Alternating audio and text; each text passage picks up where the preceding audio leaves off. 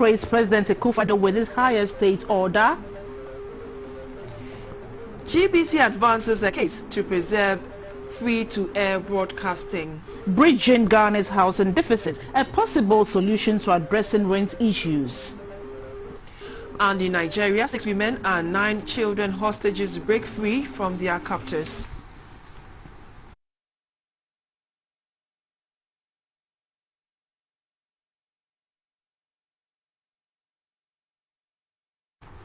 This is News Hour, coming live on GBC News and GTV. Good evening, I'm Siyoko Kwakutre. Good evening, my name is Shirley Annan. Robert Frimpong Manso translates the news into sign language. One tanker driver whose name has been withheld for now has been arrested in police custody in the Ashanti region. 9 fuel tankers have also been impounded and are at a secret location to allow for police investigation into circumstances surrounding the suspected contamination of fuel meant for the Kasi depot of the bulk oil storage and transportation bust. Bulk oil storage and transportation bust has experienced a lot of oil contamination at its various depots in recent years. This situation has led to Bust in Ghana losing huge sums of money, and now another suspected contamination was detected early this week at the Kasi depot of the company near Kumasi in the Ashanti region. Bust is a strategic state fuel company with depot located at selected sites across the country to serve as a backup to serve the oil market whenever the need arises. For this reason, management of the company considers the attempted contamination of fuel very serious and thus treating it with all seriousness. The management delegation led by the managing director, Mr. Edwin Provençal, has visited the Kasi depot to learn at first hand what initial investigations have come up with. He first met behind closed doors with local management and later toured the point where the contamination was detected. Later, Mr. Provençal spoke to the media about what is known at this point. As a standard practice, products are tested to confirm their chemical composition before loading them onto trucks. Upon arrival at their destination, the same product is tested again to ensure that what was loaded on the trucks is what has been delivered before it is discharged into our tank. During the pre-charge testing of products aboard this particular BRVs, it was discovered through the basic test that the chemical composition of the products at Kumasi differed from what was loaded on the truck at APD. So we made a call for a confirmation testing, which proved that the result of the basic test was correct, and the products aboard the trucks had been adulterated. The managing director assured that no inferior oil product has so far found its way into the open market. He spoke about measures to avert the recurrence of fuel contamination at Bust facility. Bust would wish to assure the public that with our current robust standard operating procedures, no adulterated product will find its way into our tanks, much less get into the market.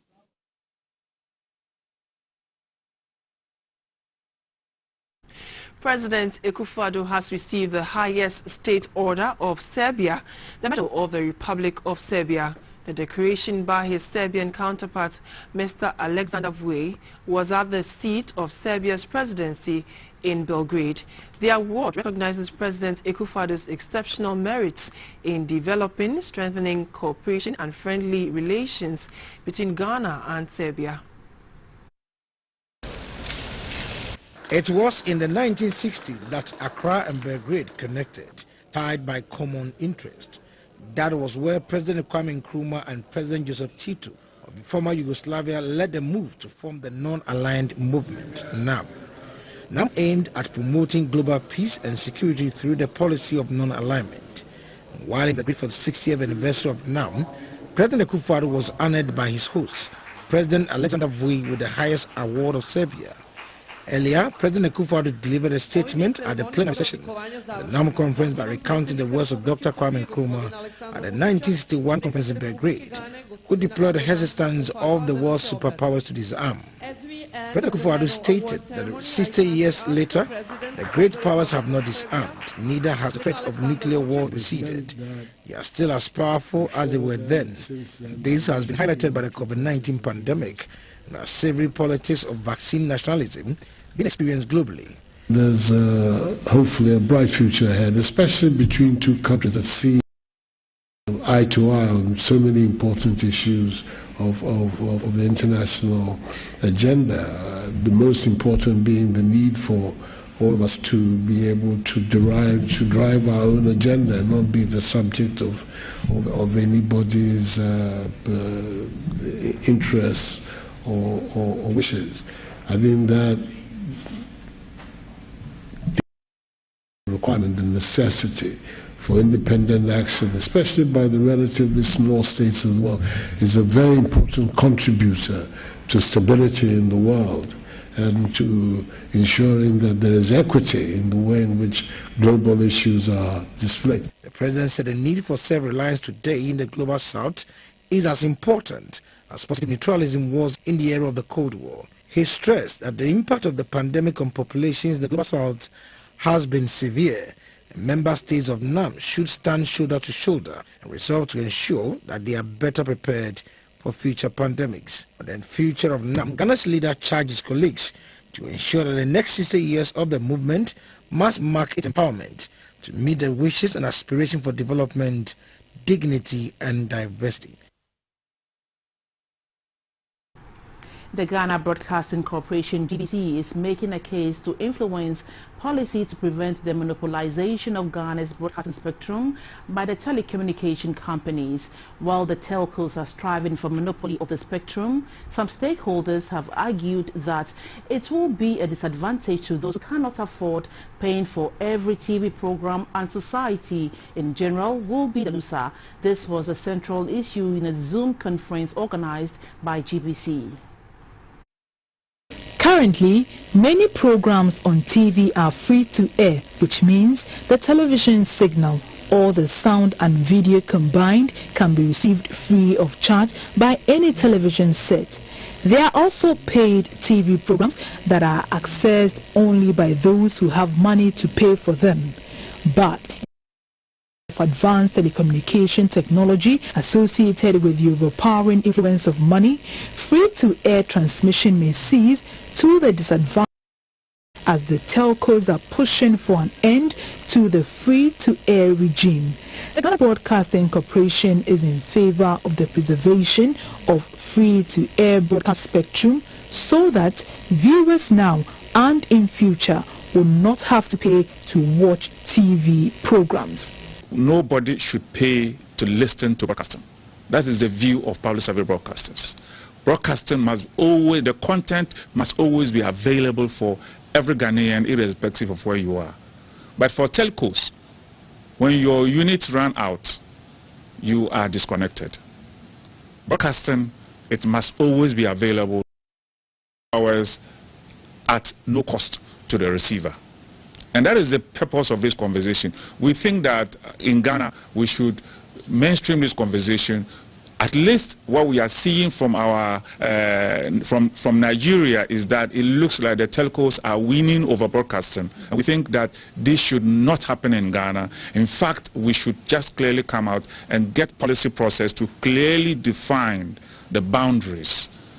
In a presentation by Mr. Walid Sami of the European Broadcasting Union, EBU, the need for continuous improvement in viewer experience is key in making the case for free-to-air stronger. The only way to really make changes is to let the broadcaster community in Nigeria shows its interest and its need for spectrum. So if there is cooperation between the broadcasters in both countries, That would be important. Again, this in principle should go through the should be done through the AUB. The forum was between the Ghana Broadcasting Corporation (GBC), the European Broadcasting Union (EBU), the Broadcasting Network Europe, among other stakeholders. It forms part of the execution of GBC's public service broadcasting mandate.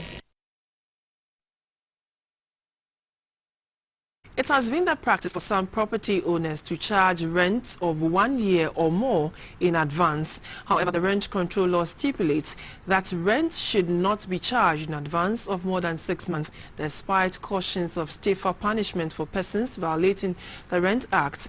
The illegality persists. While the Rent Control Department moves to ensure compliance, some analysts say the ultimate solution is to bridge the country's housing deficit. GBC News' Sani Abdul Rahman was out and about.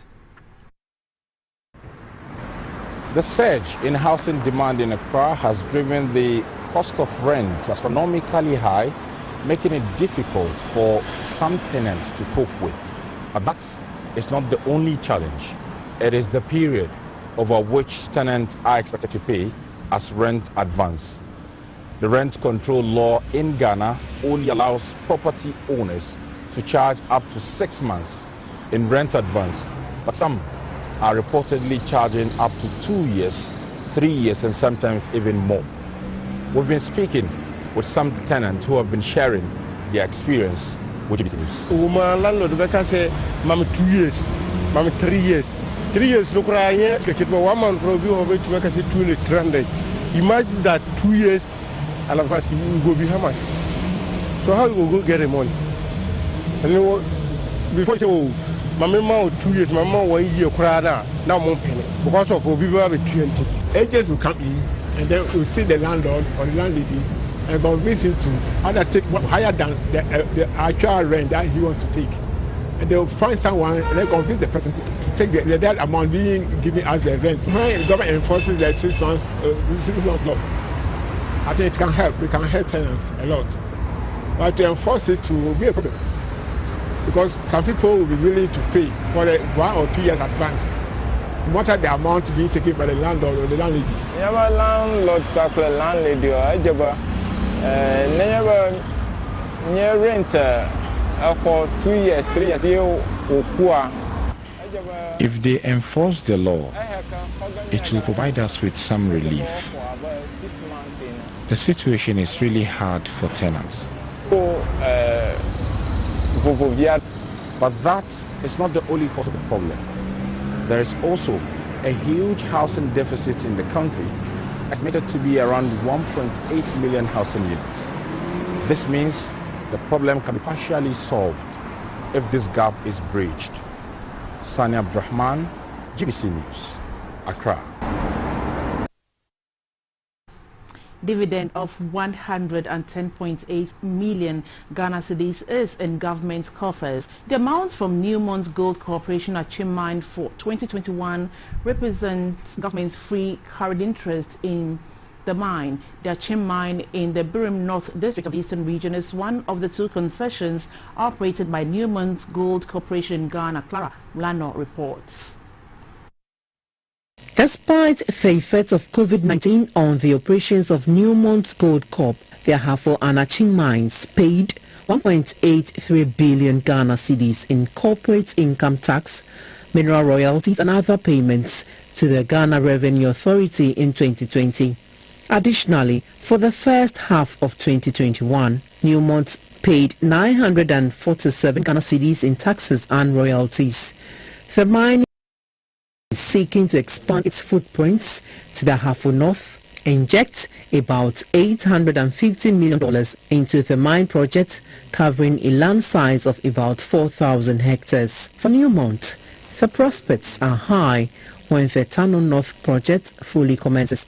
That operation is a standalone operation, but it does combine with the Ahafo South to make that region a really strong region, specifically within Ghana, but also within our company. We were able to leverage our skills and knowledge to implement this new MON with new technologies in the work as it comes along. The Minister for Lands and Natural Resources, Mr. Samuel Jinapor, commended Newmont for leading the way and urged other mining companies in the country to follow suit. Mr. Jinapor said the government's vision on retention and value addition on mineral resources is on course. President's vision, retaining the value chain here in Ghana and making sure that your company gets returns on your investment, but also the country and its economy benefits from these mineral resources. He wants to make this country the #1 mining destination for the whole of Africa. The government of Ghana holds a 10% carried interest in majority of the mining companies operating in Ghana. For GBC News, Clara Lano. The majority caucus in Parliament says the country's lawmakers will do what is right and in the interest of Ghanaians with the promotion of proper human sexual rights and Ghanaian family values bill. Addressing the media in Accra on the Anti-LGBTQI Bill and matters arising, the majority leader, Mr. Oseche Mensah-Bonsu, called on religious bodies, pressure groups and other parties to present their memoranda to Parliament's Committee for Constitutional, Legal and Parliamentary Affairs. He says their concerns will be addressed and considered during the discussions and debates on the bill. We have our set of values. That is the values that guide us in life. That is the reason why the Constitution provides that justice emanates from the people. And I really don't know of any ethnic group in Ghana, who would applaud the issues about LGBTQ++, whatever. My plea is that those of them who are making contributions and calling into radio stations and so on, even speaking on television, we should cut off emotions and sentiments. Because once we do that, it clouds the rationality of the issues. The citizens of this country have the right to exercise popular participation by discussing the issues as we are doing. And as much more important, I would insist that the organized groups, including churches, mosques, civil society organizations, NGOs, should submit memoranda to the committee. Is the memorandum and the hearings that the committee will submit itself to, which will form the basis of the report that they themselves would send to Parliament. And that report could be heavily influenced by a memoranda that will be going to them. There's no hiding of anything. It will be done in the open, as we have, submitted every bill to. The citizens of this country should rest assured that Parliament would not turn our backs on them. We represent their interests, and so we will do what is needful.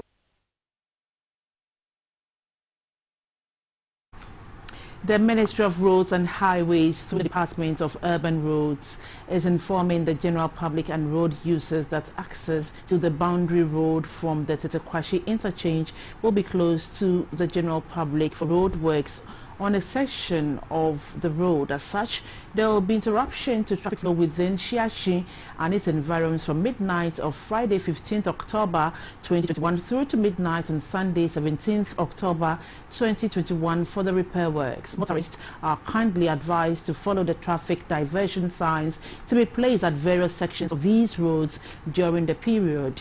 The Ministry and the Department of Urban Roads sincerely apologize for any inconvenience caused.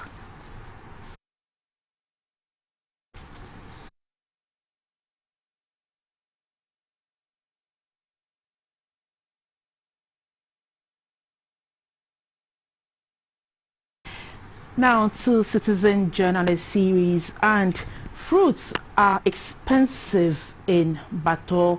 One orange is sold for 70 pesos, 3 fingers of banana for 2 cedis. This high cost is preventing most people from eating nutritious meals. A nutritious meal is one that has lots of fruits and vegetables as the major portion.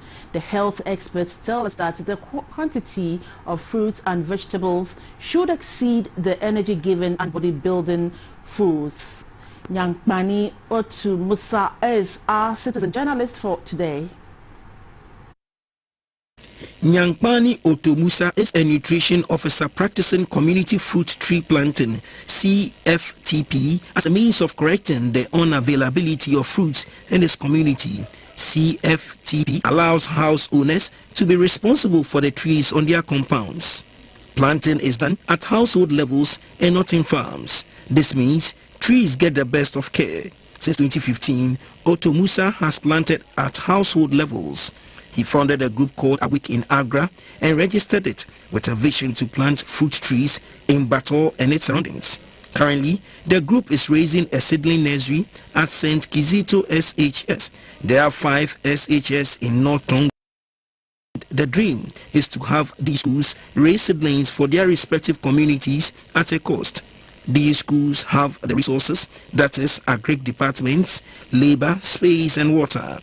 The call is for the Green Ghana project under the Forestry Commission to entrust the raising and care of fruit tree seedlings to the senior high schools in the country. The commission is being requested to provide protective fencing material, for example, wire mesh, for sale to house owners. For lack of adequate protection, transplanted seedlings do not survive.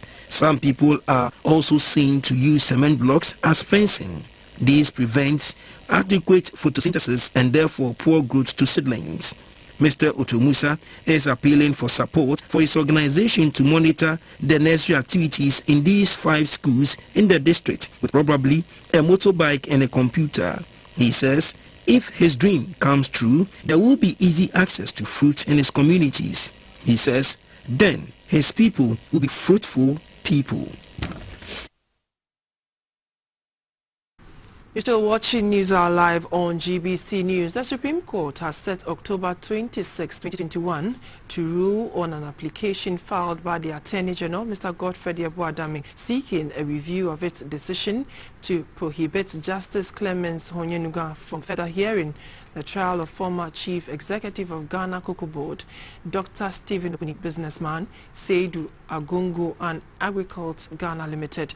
The Attorney General on Tuesday morning argued that the decision of the bench contained multiple fundamental errors which occasioned substantial miscarriage of justice.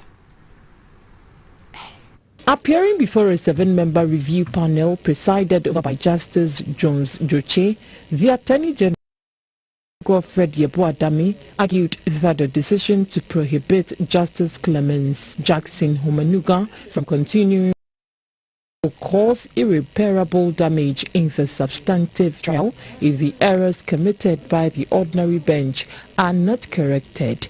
Mr. Adami also argued that if there was no error that was occasioned by the exclusion of some exhibits by the trial judge, such errors do not warrant the invocation of the supervising role of the Supreme Court. Mr. Samuel Kujo, counsel for Dr. Okuni, opposed the application, arguing that it did not meet the threshold for invoking the review jurisdiction of the Supreme Court.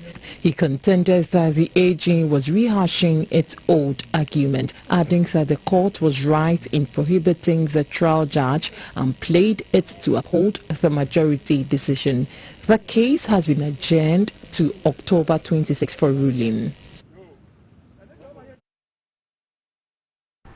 Of parity to 3 newly inaugurated boards will be to turn around Ghana's fortunes in the tourism industry positively. The ceremony was administered by the Minister for Tourism, Arts and Culture, Mr. Ibrahim Mohammed Awal, in Accra on Tuesday.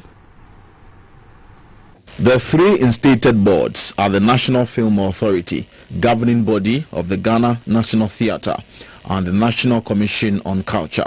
It is their duty to oversee formulation of institutional policies to help the development of the industry with a focus on raking in more revenue to boost Ghana's economy. Mr. Awao said the tourism industry should be number 1 in terms of GDP rather than number 3 in forex earnings. He urged all the 3 boards to work thoroughly and meticulously to achieve the intended aim. As a ministry, as government, we are going to start renovating all the cultural centers in the country. We want to do 5 next year. Because without these cultural centers, we cannot express our cultural identity. But I want to charge the board.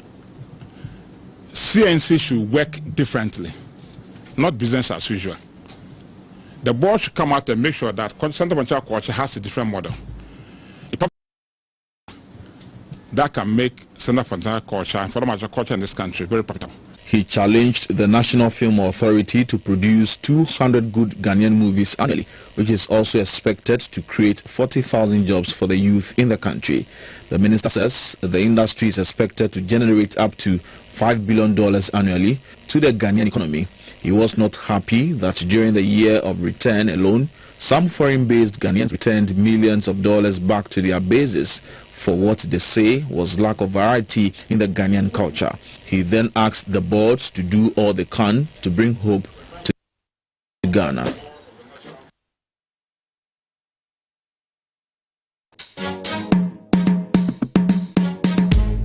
It's GTP, the name behind authentic